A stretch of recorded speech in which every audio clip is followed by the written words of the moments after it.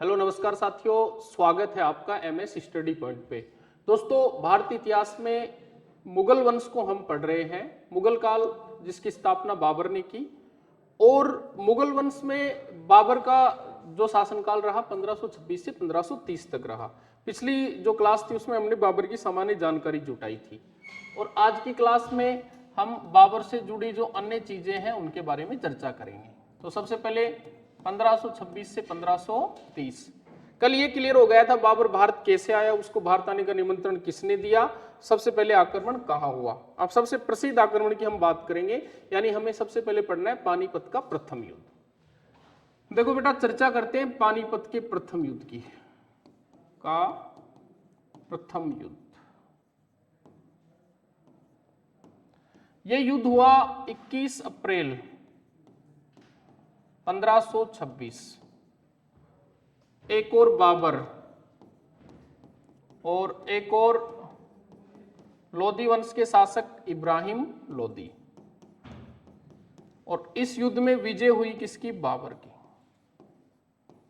ये राजवंश परिवर्तनकारी, इतिहास युगांतकारी युद्ध है, काफी महत्वपूर्ण युद्ध है, और इस युद्ध की सारी चीजें हमें पढ़नी है। तो बाबर और इब्राहिम लोदी के मध्य पानीपत के मैदान में जो युद्ध हुआ, जो लड़ाई हुई, उसमें बाबर की सेना की विजय हुई थी। अब बाबर इस युद्ध में कैसे जीता, यानी बाबर की विजय के कारण। विजय के कारण देखो बेटा, नंबर 1, बाबर का कुशल नेतृत्व है। शानदार नेतृत्व रहा बाबर का, एक तो ये। नंबर 2, तुलुगुमा युद्ध पद्धति। नंबर 3, उस्मानी विधि। नंबर 4, बाबर का तोपखाना। समझ गए? ये मुख्य कारण थे। एक तो नेतृत्व अच्छा था, तुलुगुमा पद्धति क्या थी? तोप सजाने की प्रथा। उस्मानी विधि, सैनिकों को सही जगह और सही तरीके से लड़ने की प्रथा। इसके अलावा बाबर का तोपखाना, यानी बाबर ने भारत में आकर सबसे पहले तोप का प्रयोग किया। हम मल्ल योद्धा थे, यहाँ तीर कमान या तलवारों से लड़ते थे, गदा से लड़ते थे, मल्ल युद्ध होता था। पर बाबर के आने से भारत में तोप आने लगी और तोपखाने का प्रयोग सफल हुआ। इसी के कारण बाबर ने ये युद्ध जीता था। अब विजय के कारणों के बाद पानीपत का जो युद्ध हुआ, उसके परिणाम देखो। परिणामों की हम बात करें तो नंबर 1, लोदी वंश का अंत हो गया। ठीक है। दिल्ली सल्तनत का अंत हो गया। ठीक है। मुगल वंश की स्थापना हो गई। ये इसके मुख्य परिणाम है, लोदी वंश, दिल्ली सल्तनत का अंत और मुगल वंश की स्थापना बाबर के नेतृत्व में। और इसके बाद में, यानी बाबर खुद लिखता है, बाबर खुद स्वीकार करता है, पानीपत युद्ध के बाद बाबर ने खुद कहा था कि काबुल की गरीबी अब हमारे लिए नहीं है। और उसने खुश होकर के बेटा अपनी खुशी जाहिर करने के लिए इस युद्ध में जीत के बाद काबुल के प्रत्येक नागरिक को एक एक चांदी का सिक्का भेंट किया था। किसने? बाबर ने। तो ये तो बिल्कुल तय है कि बाबर काफी खुश हुआ पानीपत युद्ध के बाद में, क्योंकि जब शासक बना था स्थानीय उज्बेक जाति के सरदार शेबानी खान ने उसको बार बार परास्त करके पैतृक साम्राज्य छोड़ने के लिए विवश कर दिया था। और अब भारत जैसे देश में आकर के उसे स्थायित्व मिल रहा है तो प्रसन्न होना लाजमी था। ठीक है। अब हम आगे बात करते हैं फरवरी 1527, बयाना के युद्ध में राणा सांगा, जो मेवाड़ महाराणा थे, उनकी जो सेना थी, सेना ने बाबर की सेना को परास्त कर दिया था। बाबर की जो सेना थी उसको क्या कर दिया था? परास्त। ऐसा मानते हैं कि पानीपत युद्ध से बाबर की सेना जब वापस लौट रही थी दिल्ली, तो फिर बयाना नाम के स्थान पर महाराणा सांगा के सैनिकों से इसका टकराव हो गया और महाराणा सांगा के सैनिकों ने बाबर की सेना को परास्त कर दिया। और इसी के कारण फिर खानवा का युद्ध हुआ। खानवा काफी प्रसिद्ध युद्ध है। देखो, हम चर्चा करते हैं खानवा युद्ध की। खानवा भरतपुर में है बेटा, खानवा का युद्ध 17 मार्च 1527। ठीक है। बाबर और महाराणा सांगा, इस युद्ध में विजय किसकी हुई? बाबर की। देखो, खानवा का प्रसिद्ध युद्ध 17 मार्च 1527 में मेवाड़, महाराणा सांगा और बाबर के मध्य हुआ, जिसमें इसमें विजय किसकी हुई थी बेटा? इसमें विजय हुई थी बाबर की। अब देखो, इस युद्ध से पहले की स्थिति मैं आपको बताता हूं। इस युद्ध से पहले बाबर ने अपने सैनिकों को प्रोत्साहित करने के लिए, उनमें आत्मविश्वास जगाने के लिए, उनकी खोई हुई जो आशा थी उसको वापस लौटाने के लिए और कुछ प्रयास किए। क्या क्या प्रयास किए? एक तो खानवा युद्ध से पहले बाबर ने जिहाद का नारा दिया। जिहाद का नारा मतलब इस युद्ध को धर्म युद्ध बना दिया। किसने? बाबर ने। ठीक है। इस युद्ध से पहले मुस्लिमों पर लगने वाले तमगा कर को समाप्त करने की घोषणा कर दी। मुसलमानों पर जो तमगा नामक कर लगता था उसको भी समाप्त करने की घोषणा कर दी।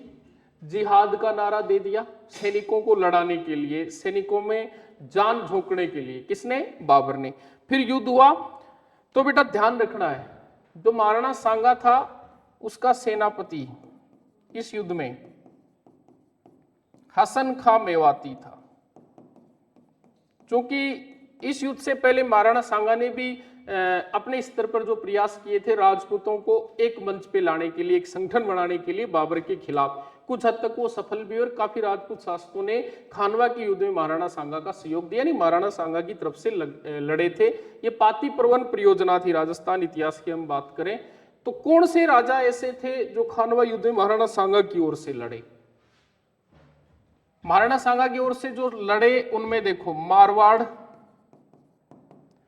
मारवाड़ रियासत के जो शासक हुए वो राव मालदेव थे।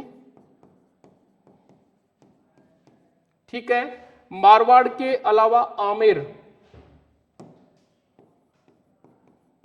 आमेर के पृथ्वीराज कछवाहा थे। ठीक है। चंदेरी के मेदिनी राय थे।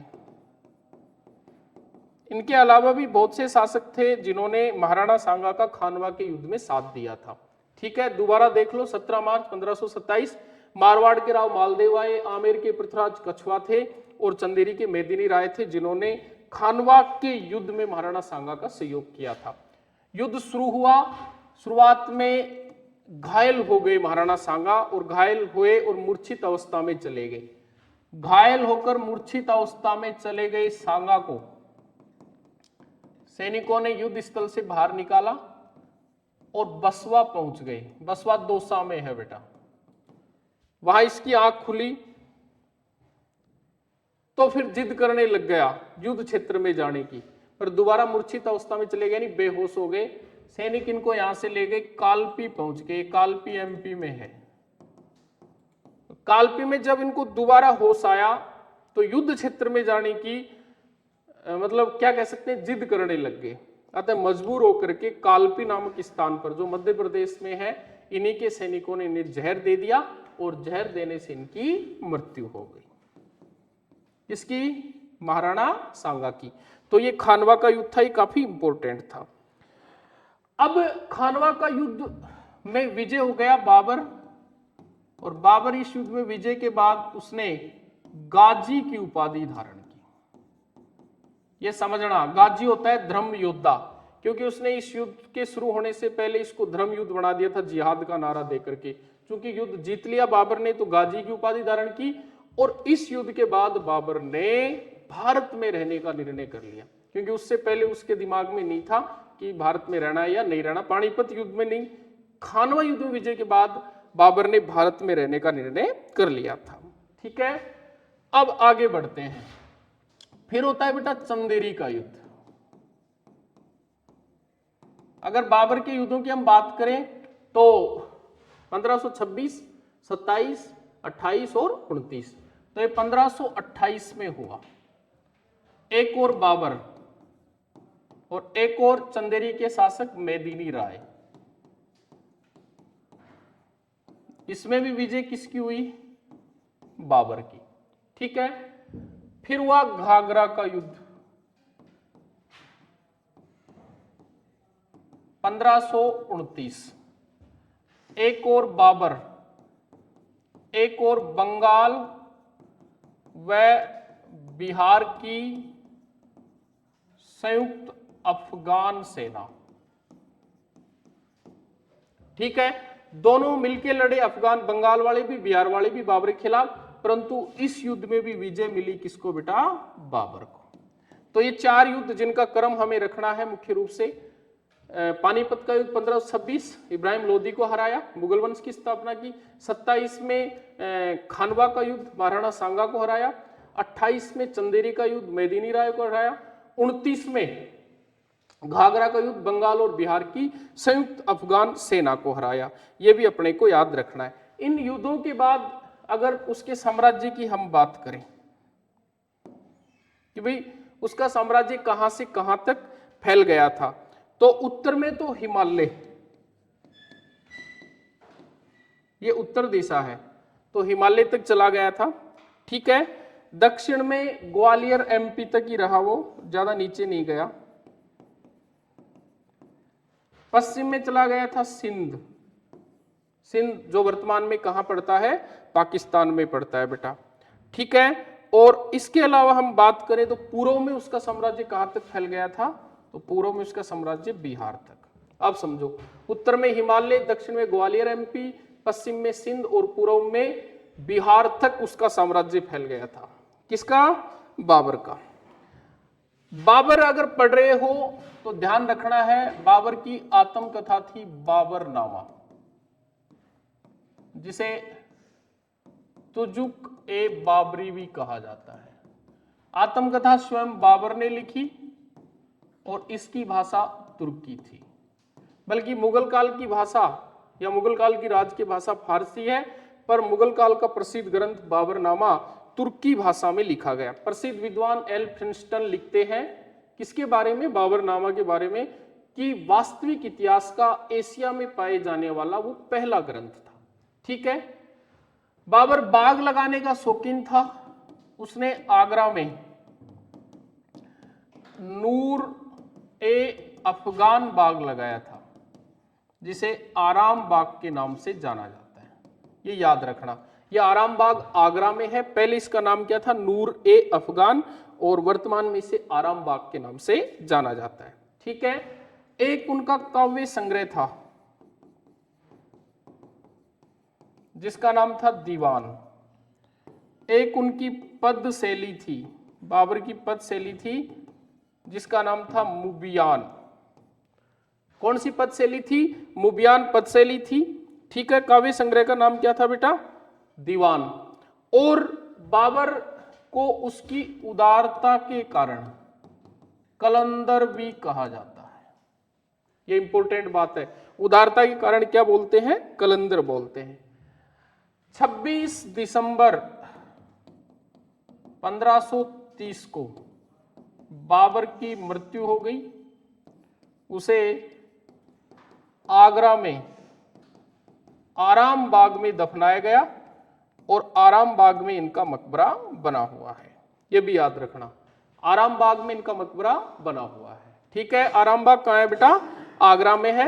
वैसे जब मरे बाबर, उससे पहले कह के गए थे कि मेरे को काबुल दफनाना है। बाद में जब हुमायूं शासक बने, दोबारा उनको यहाँ से उनकी हड्डियां वगैरह निकाली गई और काबुल में दफनाया गया। तो 2 बार अंतिम संस्कार हुआ है, जैसे हम कह सकते हैं। बाद में आराम बाग के बाद में इसको कहाँ दफनाया गया? काबुल में दफनाया गया। क्योंकि बाबर की हम बात करें तो बाबर के 4 पुत्र थे बेटा। उनके 4 जो पुत्र थे उनका क्रम इस प्रकार था। सबसे बड़ा बेटा हुमायूं था, फिर कामरान था, फिर अस्करी था और अंत में था हिंदाल। क्योंकि उत्तराधिकार के नियम के तहत बड़ा बेटा हुमायूं शासक बना, जिसका शासनकाल 1530 से लेकर के 1556 तक रहा। तो आज की जो क्लास थी इसमें हमने बाबर के जो युद्ध थे और बाबर के समय जो सांस्कृतिक, आर्थिक और धार्मिक विकास और राजनीतिक पृष्ठभूमि बनी थी उसके बारे में हमने चर्चा की है, और अगली क्लास में हम हुमायूं के बारे में चर्चा करेंगे। धन्यवाद।